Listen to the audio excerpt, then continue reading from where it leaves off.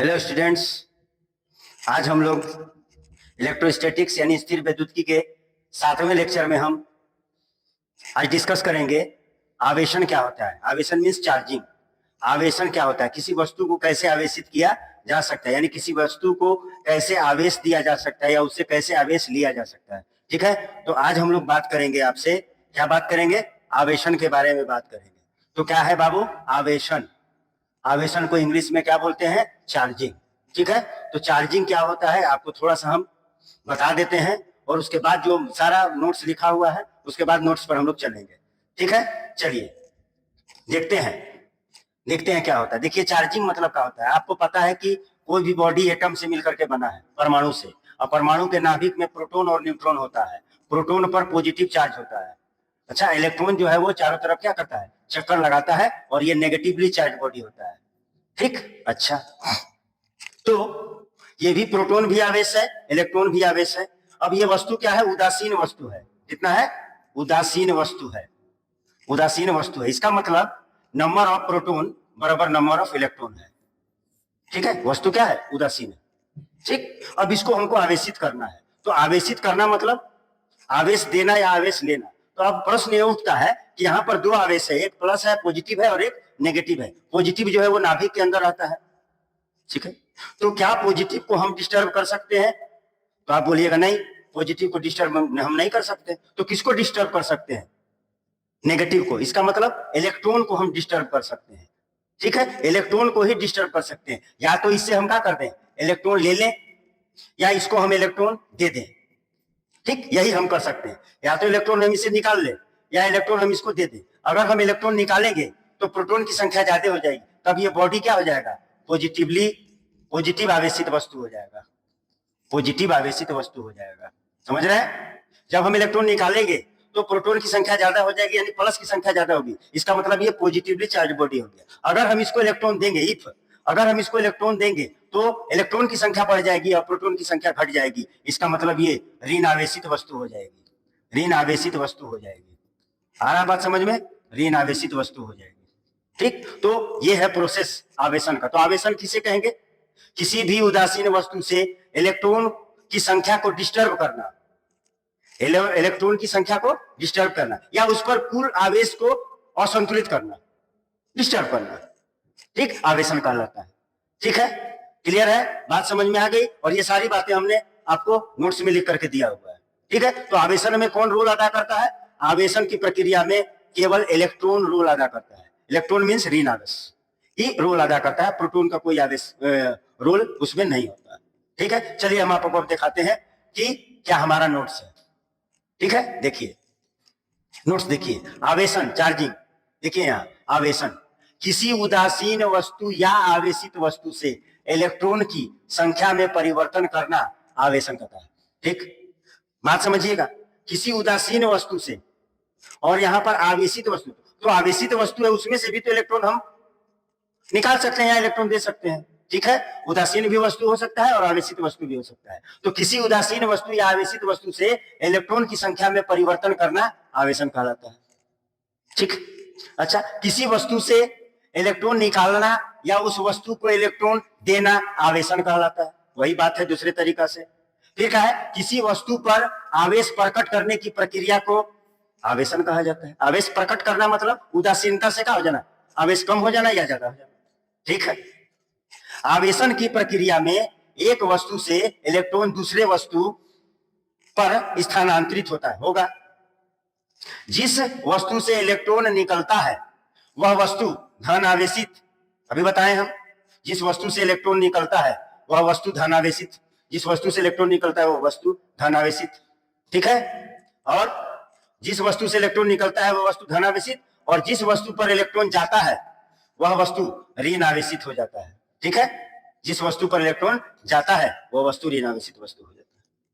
ठीक, अब आवेशन कितने प्रकार का होता है बाबू, तो बाद में बात करेंगे।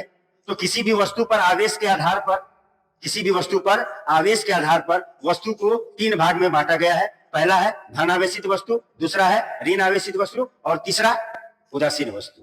ठीक है, तो किसी वस्तु पर उपस्थित नेट आवेश के आधार पर, नेट आवेश मतलब समझते हैं, उदासीनता के अलावा जो आवेश होता है, ठीक है। नेट आवेश के आधार पर वस्तु के प्रकार, पहला का है बाबू धन आवेशित वस्तु, पहला का है धन आवेशित वस्तु। तो धन आवेशित वस्तु कैसे बनेगा बाबू, मान लो ये धन आवेशित वस्तु है, पॉजिटिव लिख दिए, तो धन आवेशित वस्तु हुआ, इसका मतलब नंबर ऑफ प्रोटॉन जो है वो ज्यादा है, किससे, नंबर ऑफ इलेक्ट्रॉन से। इलेक्ट्रॉन की संख्या कम है और प्रोटॉन की संख्या ज्यादा है। तो अब जब ये धन आवेशित वस्तु है तो इसका द्रव्यमान पहले से क्या हो जाएगा, घट जाएगा या बढ़ जाएगा, तो पहले से इसका द्रव्यमान जो है वो क्या हो जाएगा, घट जाएगा। Mass of body, mass of body, mass of body यानी वस्तु का बॉडी जो है वो पहले से क्या हो जाएगा, घट जाएगा। क्यों घट जाएगा, क्योंकि हमने इलेक्ट्रॉन निकाला है, इलेक्ट्रॉन निकाला है। तो इलेक्ट्रॉन निकाला है तो इलेक्ट्रॉन का द्रव्यमान कितना होता है बेटा, मास ऑफ इलेक्ट्रॉन होता है 9.1 into 10 to the power minus 31 kg। बहुत कम है, बहुत कम है, फिर भी आपने तो निकाला, फिर भी आपने तो निकाला। इसका मतलब जब पॉजिटिवली चार्ज बॉडी हम करते हैं, किसी भी बॉडी को पॉजिटिवली चार्ज बॉडी करते हैं, तो बॉडी का मास क्या हो जाता है, घट जाता है, मास घट जाता है, यानी द्रव्यमान घट जाता है। दूसरा क्या बाबू, ऋण आवेशित वस्तु। मान लो ये वस्तु ऋण आवेशित है, इसका मतलब हमने क्या किया, यहां से क्या किया था, यहां से हमने इलेक्ट्रॉन को क्या किया, निकाला है, और यहां पर क्या किया, हमने इलेक्ट्रॉन को दिया है।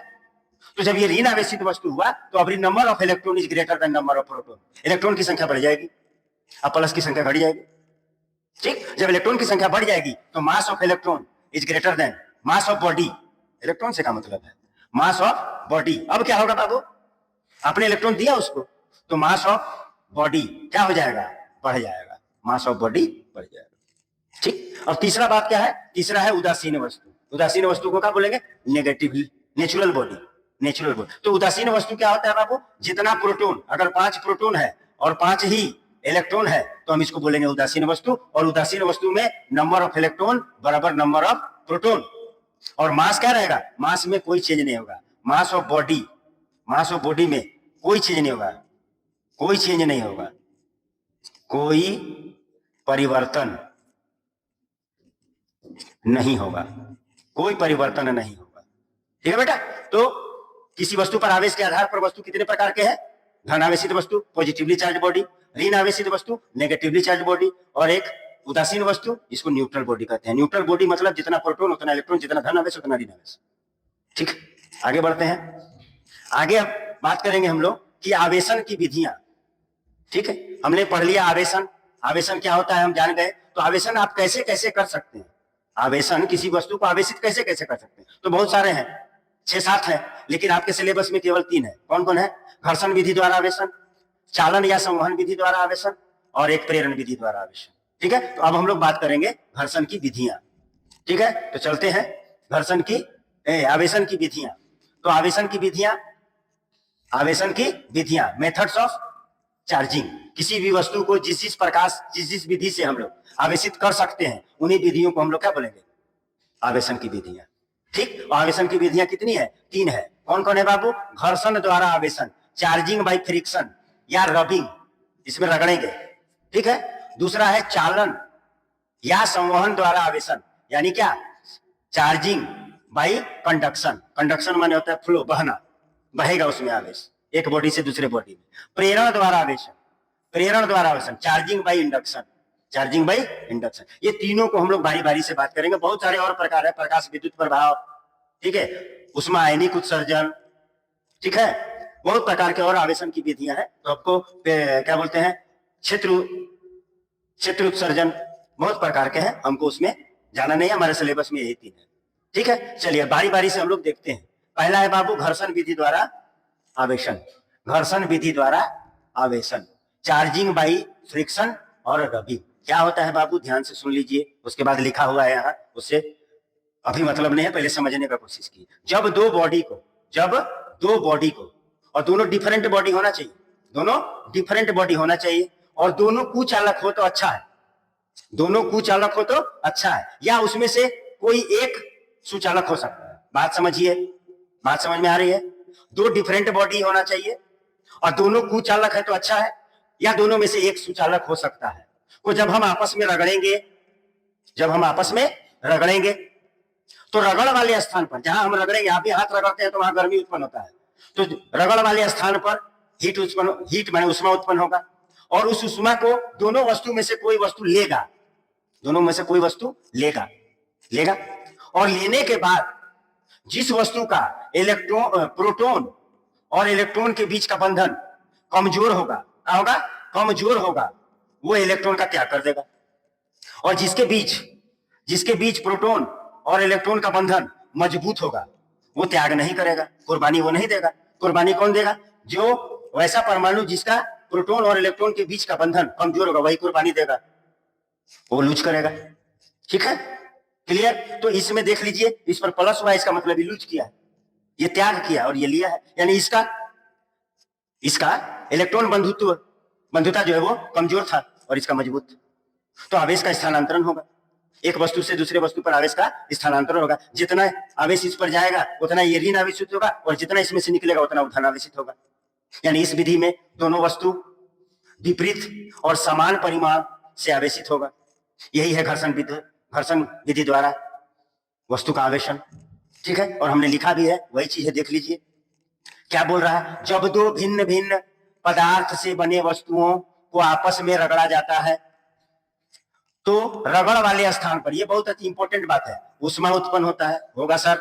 इसी उष्मा को पाकर दोनों वस्तु में से, दोनों वस्तु लेगा, एक वस्तु अपना इलेक्ट्रॉन त्याग कर देता है, जो दूसरे वस्तु पर चला जाता है। एक वस्तु त्याग किया, इलेक्ट्रॉन दूसरे वस्तु पर चला गया।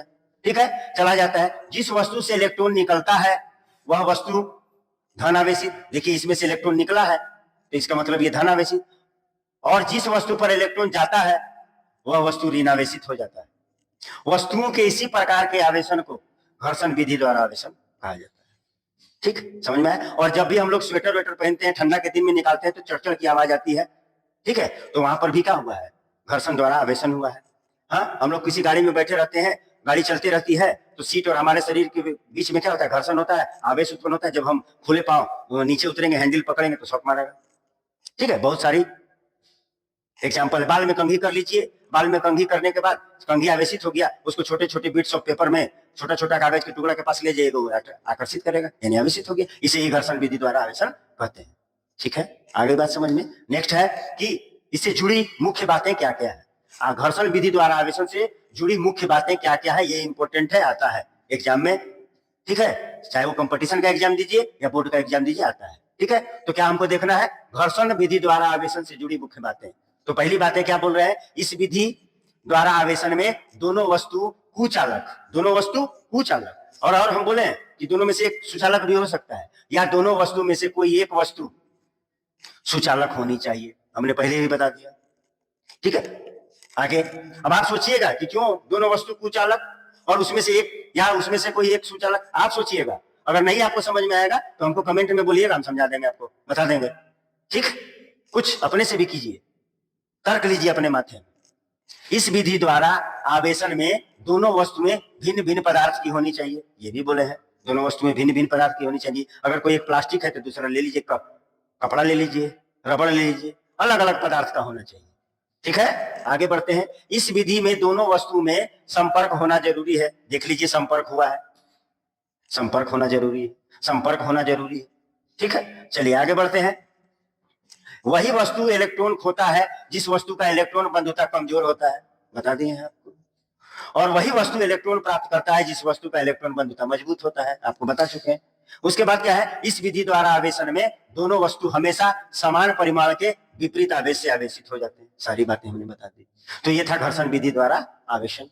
ठीक, अब हम लोग चलते हैं किसमें? चालन या संवहन विधि द्वारा आवेशन। ठीक, तो नेक्स्ट में हम लोग चलते हैं चालन या संवहन विधि द्वारा आवेशन। इसका मतलब क्या बोलते हैं? चार्जिंग बाई कंडक्शन और फ्लो माने बहना। ठीक है, फ्लो माने बहना। ठीक है, तो इसको यहां देखने से पहले हम आपको समझा देते हैं कि बोलना क्या चाह रहा है, या इसका और फिगर भी है, उससे भी हम समझा देंगे। तो चलिए देखते हैं क्या बोलता है। देखिएगा, यहां पर एक बॉडी है और इस बॉडी पर प्लस चार्ज है, देते हैं, माइनस चार्ज देते हैं, आपको अच्छा से समझ में आएगा। और यहां पर एक बॉडी है, स्टैंड पर रखा हुआ है, मतलब दोनों सुचालक है, और ये उदासीन है। क्या है ये? उदासीन है माने जितना प्लस है उतना ही माइनस है। अब इसको या तो सटा दीजिए आपस में, दोनों चालक है, सुचालक, या इसको हम क्या कर दें? इसको हम किसी वायर से कनेक्ट करेंगे, वायर भी जोड़ दिए, ये सुचालक तार होना चाहिए। तो जब हम इसमें कनेक्ट करेंगे तो यहां से इलेक्ट्रॉन, इसमें से इलेक्ट्रॉन इस पर जाएगा, इस पर जाएगा, और जब तक जाएगा जब तक कि दोनों का विभव का ना समान ना हो जाए, तो यहां पर माइनस हो जाएगा, हो जाएगा। अब इस तार को हटा दीजिए आप, अब इस तार को डिस्कनेक्ट कर दीजिए, तो आपका बॉडी क्या हो जाएगा, ये भी नेगेटिव और ये भी वस्तु का हो गया नेगेटिव, यानी दोनों वस्तु समान आवेश से आवेशित होगा। दोनों वस्तु के बीच के तार को क्या कर दिया, हटा दिया, या ऐसे हटा दिया, दोनों वस्तु के बीच के तार को हमने सुचालक तार को हटा दिया, तो दोनों वस्तु ऋण आवेशित हो गए। ठीक, एक और कंडीशन देख लेते हैं जो आपको समझ में आना बहुत जरूरी है। ठीक, फिर ले रहे हैं ये अब ले लेते हैं पॉजिटिव चार्ज, और यहां पर ले लेते हैं फिर उदासीन। कितना ले लिए, उदासीन ले लिए। अब बताइए, पॉजिटिव चार्ज तो बढ़ेगा नहीं, जब भी ट्रांसफर होगा तो किसका होगा, इलेक्ट्रॉन का होगा, नेगेटिव का। तो इसमें देखिए इलेक्ट्रॉन ज्यादा है और इसमें इलेक्ट्रॉन कम है, तभी तो पॉजिटिव है। तो अब क्या, किधर से अब किधर से प्रवाह होगा, अब किधर से प्रवाह होगा, अब इधर से प्रवाह होगा, इधर से आएगा इलेक्ट्रॉन, इधर से आएगा, और यहाँ के प्लस को क्या करेगा, उदासीन करेगा, यहाँ के प्लस को उदासीन करेगा। और जब हम इसको अलग करेंगे, जब हम इसको अलग करेंगे तो ये भी पॉजिटिव और ये भी पॉजिटिव होगा। ठीक है, दोनों समान प्रकार से आवेशित होंगे। तो ये है चालन या संवहन विधि द्वारा आवेशन। ठीक है, अब इसका एक और फिगर है, वहां पर भी हम आपको अच्छी तरीके से समझा देते हैं। देखिए, इसको बाद में देखेंगे। ठीक है, फिगर देखिए, चालन या संवहन विधि तो हो गया। ठीक है, हमने आपको फिगर में बता दिया, और फिगर नहीं है शायद। ठीक है, ये देख लीजिए, ये चालन या संवहन विधि द्वारा आवेशन है। चलिए नेक्स्ट बात, अब क्या बोले, ये है क्या भाई, उसको बताइए सर। तो क्या बोला जा रहा है इसका, देखिए थ्योरी हमने लिखा हुआ है नोट्स। जब एक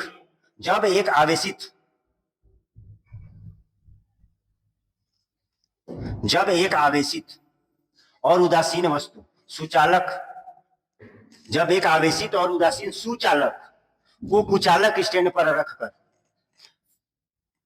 सुचालक, संचालक नहीं, सुचालक तार से सीधा संपर्क करा दिया जाता है। तार से या सीधा, तार से जोड़ दीजिए या दोनों को सटा दीजिए, संपर्क करा दिया जाता है, तो इन दोनों वस्तुओं के बीच इलेक्ट्रॉन का प्रवाह होने लगता है, और तब तक होता है, प्रवाह होते हैं जब तक कि दोनों वस्तुओं का विभव समान न हो जाए। इस प्रक्रिया के फलस्वरूप दोनों वस्तुओं पर समान आवेश, धन आवेश या ऋण आवेश से आवेशित हो जाते हैं। आवेशन की इसी विधि को चालन या संवहन विधि द्वारा आवेशन कहा जाता है, और हम आपको फिगर में समझा दिए हैं, आपको हमने फिगर में समझा दिया है, फिगर में आपको समझाया है। ठीक है, आपको फिगर में समझा दिए कि चालन और संवहन विधि द्वारा आवेशन क्या होता है। अब चालन और संवहन विधि से जुड़ी कुछ मुख्य बातें हम आपको बताते हैं। क्या है चालन और संवहन द्वारा आवेशन से जुड़ी मुख्य बातें। पहली बात क्या है, दोनों वस्तु का होना चाहिए, सुचालक होना चाहिए, और दोनों वस्तु कहां पे रखा रहना चाहिए, स्टैंड पर। अगर स्टैंड पर नहीं रखिएगा, पृथ्वी पर रखिएगा, तो आवेशित होगा और सारा आवेश पृथ्वी क्या करेगा, उसको उदासीन कर देगा। ठीक है, सारे आवेश को। ठीक, तो इस विधि द्वारा आवेशन में दोनों वस्तुएं सुचालक होनी चाहिए, दोनों वस्तुएं कुचालक स्टैंड पर होनी चाहिए। इस विधि में एक वस्तु आवेशित और दूसरा वस्तु उदासीन या कम आवेशित रहेगा तो भी खींचेगा, ज्यादा आवेशित वस्तु होनी चाहिए। इस विधि में दोनों वस्तुओं का सटना आवश्यक है। देखिए सट रहा है, नहीं सट रहा, देखिए सट रहा है, देखिए सट रहा है, सटना आवश्यक। ठीक है, और क्या बोल रहा है, इस विधि में दोनों वस्तुएं समान प्रकार के आवेश से आवेशित हो जाते हैं, अर्थात दोनों वस्तुएं धन आवेशित या ऋण आवेशित हो जाते हैं। आपको पहले ही बता चुके हैं, नीचे वाले प्रक्रिया में धन आवेशित दोनों वस्तु हो गया, ऊपर वाले प्रक्रिया में दोनों वस्तु ऋण आवेशित। ठीक है, कोई दिक्कत नहीं। चलिए अब हम लोग चलते हैं प्रेरण विधि द्वारा आवेशन। अब क्या हम चल रहे हैं, प्रेरण विधि द्वारा आवेशन। तो प्रेरण विधि द्वारा आवेशन के बात के बारे में फिर हम आपको समझा रहे हैं कि प्रेरण विधि क्या होता है। तो आप ले लीजिए बाबू, यहाँ पर एक वस्तु सुचालक वस्तु होगा और ये उदासीन है। क्या है, उदासीन। ये वस्तु कैसा है, उदासीन। यहीं पर समझ लीजिए, बाकी सब तो लिखा हुआ है। ये उदासीन वस्तु है और इसके पास हम कुचालक, कैसा कुचालक वस्तु होना चाहिए और ये आवेशित होना चाहिए। ले आए इसके समीप, जब हम इसमें समीप ले आएंगे तो इस पर जितना प्लस है उतना माइनस है, तो ये प्लस क्या करेगा, प्लस माइनस को अपनी ओर आकर्षित करेगा और ये माइनस इस छोर पे आ जाएगा, और प्लस को धक्का देगा तो इधर चला आएगा। ठीक है। इस प्रक्रिया को आवेशों के विपरीत आवेशों को अलग अलग करने की प्रक्रिया को ध्रुवण कहते हैं। ठीक है। किसी वस्तु की लिख दे रहे हैं, किसी वस्तु पर उपस्थित विपरीत आवेशों को अलग अलग करने की प्रक्रिया को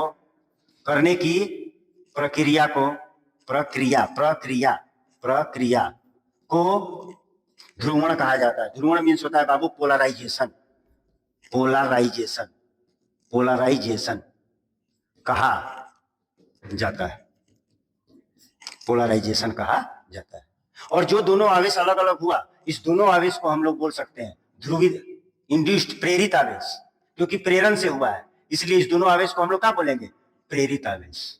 ठीक। अच्छा, अब हमको इस वस्तु, यह अभी उदासीन है, अभी भी उदासीन है, केवल आवेश अलग अलग हुआ है, आवेश एक छोर पर धन आवेश और एक छोर पर ऋण आवेश, अभी भी ये वस्तु उदासीन ही है। अब हमको इसको आवेशित करना, तो आप मन चाहा आवेश से आवेशित कर सकते हैं। तो आप अगर चाहे इसको नेगेटिव चार्ज से करना, तो आप इसको अर्थ कर दीजिए इस छोर को। जब इस छोर को अर्थ कीजिएगा तो पॉजिटिव सारा इसमें चल जाएगा और रिजल्ट में आपका क्या मिल जाएगा? रिजल्ट में आपका मिल जाएगा ये वस्तु ऋण आवेशित। ठीक है। अगर आपको धन आवेशित करना है तो इस छोर को अर्थ कर दीजिए तो वस्तु धन आवेशित हो जाएगा। ठीक है। तो इस प्रक्रिया में हम लोग अपनी इच्छा अनुसार वस्तु को आवेशित कर सकते हैं कि वो वस्तु को पॉजिटिव करना चाहते हैं तो पॉजिटिव कर लेंगे और नेगेटिव करना चाहेंगे तो नेगेटिव कर लेंगे। ठीक है। अच्छा, और यहाँ पर एक और मार्केबल बात है। क्या है मार्केबल बात? कि ये दूरी जो है वो कम है और ये दूरी ज्यादा है। देख लीजिएगा, तो प्लस प्लस जो है, ये प्लस और प्लस, ये तो प्रतिकर्षण होगा। नीचे वाला क्या होगा? प्रतिकर्षण होगा, और ऊपर वाला क्या होगा? आकर्षण होगा। क्योंकि विपरीत आवेश एक दूसरे को क्या करते हैं? आकर्षित करते हैं, और समान आवेश एक दूसरे को क्या करते हैं? प्रतिकर्षित। तो प्रतिकर्षण हुआ तभी तो दूर गया। तो इसमें कौन सा बल मजबूत है? आकर्षण बल मजबूत है कि प्रतिकर्षण बल? तो सर, दूरी कम है तो आकर्षण बल मजबूत है, प्रतिकर्षण बल कमजोर है। तो यहां से एक बात साबित हो गई कि उदासीन वस्तु को आवेशित वस्तु आकर्षित कर सकता है। हमने क्या पढ़ा है कि दो विपरीत प्रकार के आवेश एक दूसरे को आकर्षित करते हैं, और आज हमने एक नया बात क्या सीखा कि एक आवेशित वस्तु उदासीन वस्तु को भी अपनी ओर आकर्षित कर सकता है। ठीक, बात समझ में आई? तो ये जो है ये आपका है, और एक और चित्र है, एक और फिगर है, उससे भी हम आपको समझा देंगे। ठीक है, ये बेसिक है। ठीक, तो इस प्रकार के आवेशन की प्रक्रिया में देखिए अर्थ करना जरूरी है, ग्राउंडिंग करना जरूरी है। ठीक, आगे देखते हैं क्या बात किया जा रहा है। बात क्या बोला जाता है इसमें? प्रेरण विधि द्वारा आवेशन, चार्जिंग बाय इंडक्शन। ठीक है, जब एक कुचालक स्टैंड पर रखे उदासीन सुचालक, देखिए उदासीन सुचालक के नजदीक एक आवेशित वस्तु, और ये आवेशित वस्तु कैसा होना चाहिए? कुचालक, क्योंकि आप हाथ से पकड़ के ले जाइएगा ना, कुचालक को ले जाया जाता है, तो उदासीन वस्तु का विपरीत आवेश आकर्षित होकर आवेशित वस्तु के नजदीक, देखिए विपरीत आवेश से आवेशित होकर, विपरीत आवेश आवेशित होकर आवेशित वस्तु के नजदीक आता है, और समान आवेश दूर छोर पर चला जाएगा। ठीक है, समान आवेश दूर छोर पर चला जाएगा। आवेशित वस्तु के नजदीक वाले छोर पर और समान आवेश प्रतिकर्षण होकर दूर वाले छोर पर चले जाते हैं। उदासीन वस्तु के किसी एक छोर को पृथ्वी से जोड़ देते हैं, तो पृथ्वी से जोड़े हैं, पृथ्वी से हमने जोड़ा है, देखिए पृथ्वी से जोड़ दिए हैं। ठीक है, तो पृथ्वी से जोड़ देते हैं तो उस छोर का आवेश उदासीन हो जाता है। तब पहले से आवेशित वस्तु को हटा लेने पर उदासीन वस्तु आवेशित हो जाता है। आवेशन की इसी विधि को प्रेरण विधि द्वारा आवेशन कहा जाता है। ठीक, और एक बात और आपको बता देते हैं कि अर्थ करने से पहले इसको मत हटाइएगा, अर्थ करने के बाद हटा लीजिए। अर्थ करने से पहले करिएगा तो फिर तो अपना पोजीशन पर आ जाएगा, अर्थ करने के बाद ही हटाइए, तब आवेशित होगा। ठीक है, तो ये देखिए एक और फिगर है, उसको समझाने का। दो चालक ले लिए हैं, ये दोनों चालक आपस में सटे हुए। इसके बगल में हमने एक आवेशित वस्तु को ले गए तो देखिए इसका भी माइनस और इसका भी माइनस यहाँ आया, क्योंकि प्लस माइनस को खींचेगा और प्लस को धक्का देके दूर कर दिया, हो गया। अभी भी देखिए हम नहीं हटाया, अभी भी हमने नहीं हटाया। अब इसको यही रहने देते हैं और इस दोनों आवेशित वस्तु को अलग कर देते हैं। जब अलग कर देंगे तो इस पे प्लस आ गया और इस पे माइनस आ गया। ये है प्रेरण विधि द्वारा आवेश। ठीक है, दोनों वस्तु देखिए, एक वस्तु ऋण आवेशित हो गया और एक वस्तु धन है। दो वस्तु लिए हैं, इसका मतलब हम दोनों प्रकार से वस्तुओं को आवेशित कर सकते हैं। नेगेटिव चाहे नेगेटिव को भी कर सकते हैं, एक को नेगेटिव और दूसरे को पॉजिटिव। और एक वस्तु लेंगे तो मेरा मन, हम चाहे तो इसको पॉजिटिव कर दें या चाहे तो इसको हम नेगेटिव कर दें। ठीक है, अब प्रेरण विधि द्वारा आवेशन से जुड़ी कुछ मुख्य बातें हम लोग देख लेते हैं। तो प्रेरण विधि द्वारा आवेशन से जुड़ी मुख्य बातें, इस विधि द्वारा आवेशन में दोनों वस्तुओं का आपस में सटना जरूरी नहीं है। कहां सट रहा है भैया, कहां सट रहा है? दोनों वस्तुओं का सटना जरूरी, यहां से नहीं आपको समझ में आ रहा तो यहाँ ये कहां सट रहा है? ये दोनों वस्तु सटा है? नहीं सटा है। ये सटा नहीं है, ये हम आपको दिखाए आकर्षण, सटा नहीं है, ये सटा नहीं है। ये आप कंफ्यूज ना हो कि ये सटा हुआ है। ठीक है, ये सटा हुआ नहीं है, ये सटा हुआ नहीं है। ये आकर्षण है यहाँ और यहाँ पर प्रतिकर्षण है, सटा हुआ नहीं। ठीक है, ये है खेला, ये खेला है। ठीक है, आगे देखते हैं। इस विधि द्वारा वस्तु को मनचाहे प्रकृति के आवेश से आवेशित किया जा सकता है। अभी तो बताए हम। ठीक, इस विधि द्वारा आवेशों का ध्रुवण होता है। इस विधि द्वारा आवेश का ध्रुवण होता है। आवेश का ध्रुवण मैंने बता दिया, किसी भी वस्तु पर आवेश है, पॉजिटिव नेगेटिव, उसको अलग करने की प्रक्रिया को ध्रुवण कहते हैं। और जो अलग हो गए आवेश उनको हम लोग प्रेरित आवेश कहते हैं। ध्रुवीकरण आवेश को प्रेरित आवेश कहा जाता है, वो भी लिख दिए हैं हम आपको। इस विधि में भू संपर्क यानी ग्राउंडिंग होना जरूरी है। अगर एक बॉडी लेंगे तब, एक गोला को हमको आवेशित करना होगा तब, दो गोला को आवेशित करने के लिए भू संपर्कित जरूरी नहीं है। हार्ड एंड फास्ट रूल नहीं है। कब? जब एक वस्तु को आवेशित करना होगा तब, दो वस्तु को आवेशित करना होगा तो जरूरी नहीं है। ठीक है, देखिए, एक वस्तु को आवेशित किए हैं तब भू संपर्कित जरूरी है, और दो वस्तु को जब हम आवेशित किए हैं तो भू संपर्कित जरूरी नहीं। ये सब 20 छोटी छोटी बातें हैं, और जो छोटी छोटी बातें को पकड़ लेगा उसका कॉन्सेप्ट क्लियर हो जाएगा और कोई भी एग्जाम को फोड़ देगा। ठीक है, चलिए आगे देखिए। ये बोल रहा है इस विधि द्वारा आवेशन से यह पता चलता है कि आवेशित वस्तु उदासीन वस्तु को भी आकर्षित कर सकता है। ठीक है, तो आशा करते हैं कि ये हमारे स्थिर वैद्युतिकी का लेक्चर नंबर 7 जो आवेशन था, आवेशन की विधियां और सारी विधियां को हम लोग को बहुत अच्छे तरह से डिस्कस किए, आपको अच्छा लगा होगा। ठीक है, तो हमारे चैनल को, ठीक है, और आपके चैनल, मेरा चैनल माने आपका भी चैनल है। ठीक है, लाइक कीजिए, सब्सक्राइब कीजिए और क्या कीजिए, शेयर कीजिए। ठीक है, ये हमने डिस्कस किया चार्जिंग आवेशन। ठीक है, लाइक, सब्सक्राइब और शेयर कीजिए, और ऐसे ही हमारे चैनल को देखते जाइए और आगे बढ़ाइए। अगले लेक्चर तक के लिए बहुत बहुत धन्यवाद।